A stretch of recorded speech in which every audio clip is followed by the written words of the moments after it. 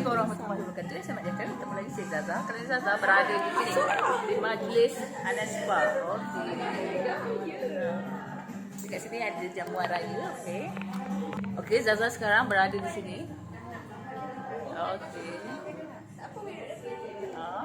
Meraihkan hari raya di Anas Spa. Okey.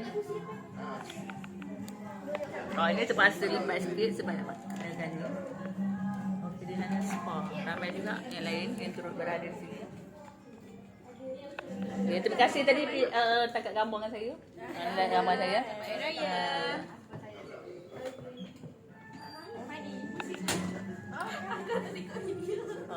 Dia yang jemput saya di WhatsApp.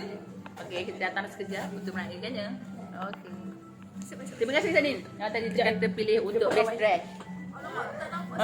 Silau. Sini sikit. Okey, terima kasih.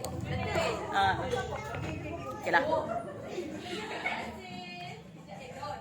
Ramai orang. Okey. Okeylah. Jumpa di video selanjutnya. Jangan lupa terus subscribe, like, share, komen YouTube Zaza yang dah 1.41k lebih. Alhamdulillah. Dah kita jumpa di video selanjutnya. Jangan lupa subscribe, like, share, komen YouTube dan kita tak nak selalu.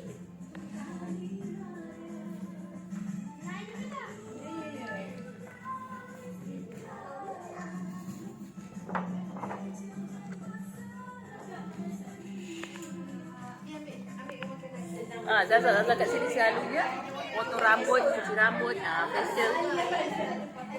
Kadang-kadang buat buku kat sini juga. Okeylah. Jumpa di video selanjutnya. Jangan lupa subscribe, like, share, komen juga kita tak selalu.